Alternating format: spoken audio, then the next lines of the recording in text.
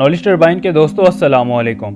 حضرت موسیٰ علیہ السلام کے بہت سے معجزات ہیں جن میں عصا سے دریا میں رستہ بنانا اور عصا سے چشمہ نکالنا وغیرہ شامل ہیں، لیکن حضرت موسیٰ علیہ السلام کا ایک ایسا بھی معجزہ ہے جس کو ید بیضا یعنی کہ روشن ہاتھ کہا جاتا ہے۔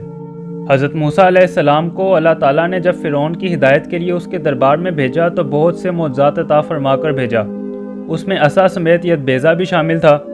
جب حضرت موسیٰ علیہ السلام اپنے گریبان میں ہاتھ ڈال کر باہر نکالتے تو ایک دم آپ کا ہاتھ روشن ہو کر چمکنے لگتا تھا، پھر جب آپ اپنا ہاتھ واپس گریبان میں ڈالتے تو وہ پہلے جیسا نارمل ہو جاتا۔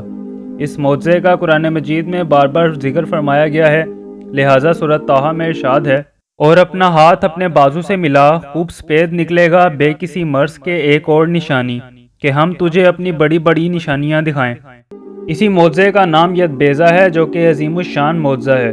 حضرت ابن عباس نے فرمایا کہ حضرت موسیٰ علیہ السلام کے دست مبارک سے رات اور دن میں آفتاب کی طرح نور نکلتا تھا۔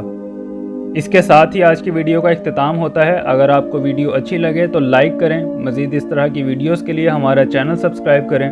اپنا خیال رکھیے گا، اللہ حافظ۔